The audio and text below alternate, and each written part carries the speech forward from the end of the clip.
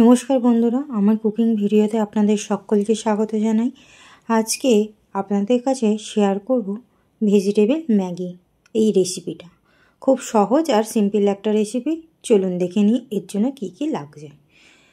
আলু, গাজর, বিনসকে আমি ছোটো ছোটো করে টুকরো করে নিয়েছি। আপনাদের কাছে যত রকম সবজি আছে তত রকম দেবেন। আর দিয়েছি ব্রোকলি, ক্যাপসিকাম, কাঁচা লঙ্কা, পেঁয়াজ আর ধনেপাতা। সাথে নিয়েছি দুটো ডিম, ম্যাগি মশলা আর ম্যাগি তো লাগবেই, দুটো ম্যাগি নিয়ে নিয়েছি। তারপরে কড়াইতে একটু সাদা তেল গরম করে ডিম দুটো আমি দিয়ে দেব। ডিমের একটু ভুর্জি বানাতে হবে।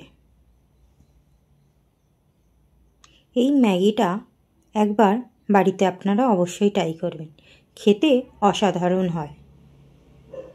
ডিম ভাজার সময় আমি দিয়ে দিয়েছি সামান্য একটু নুন আর গোলমরিচ, এতে ডিমের টেস্টটাও বেশ ভালো আসে। তারপরে ডিমগুলোকে আমি এইভাবে ঝুরি করে নেব। তারপরে কড়াইতে একটু সামান্য সাদা তেল দিয়ে তার মধ্যে জিরে ফোড়ন দিয়ে সব সবজিগুলোকে আমি ভেজে নেব হালকা নুন দিয়ে। আধ ভাজা করে ভাজতে হবে।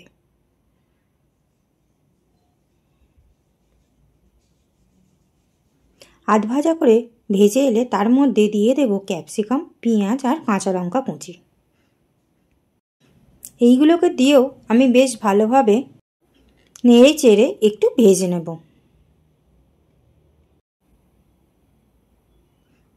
হালকা ভাজা হয়ে এলে তার মধ্যে দিয়ে দেব সব ম্যাগি মশলাগুলো। ম্যাগি মশলাগুলো দিয়েও আমি একটু নেড়ে চেড়ে নেব।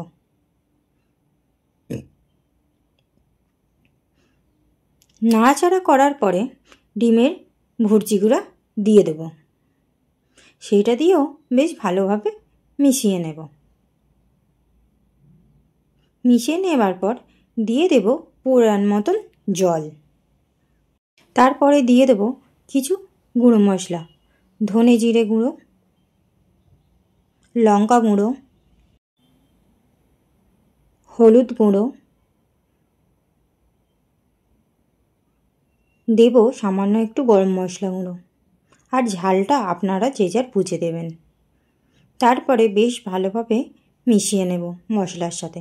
সামান্য একটু ফুটে এলে তার মধ্যে ম্যাগিগুলো অ্যাড করে দেব। সামান্য একটু মিশিয়ে দেব ভালোভাবে, দিয়ে ওপর থেকে একটু ধনেপাতা দিয়ে ঢাকা দিয়ে দেবো 5-10 মিনিটের জন্য।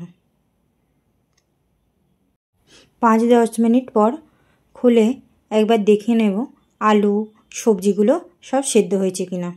তারপরে এইভাবে বেশ ভালোভাবে নেড়ে চেড়ে জলটা শুকিয়ে নেব। দেখুন কতটা সুন্দর দেখতে লাগছে, আর এটা টেস্টও অপূর্ব হয়।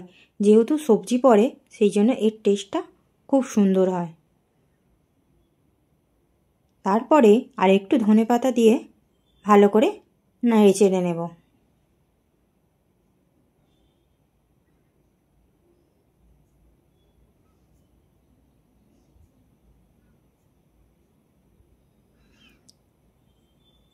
ব্যাস আমাদের রেডি হয়ে গেল ভেজিটেবল ম্যাগি।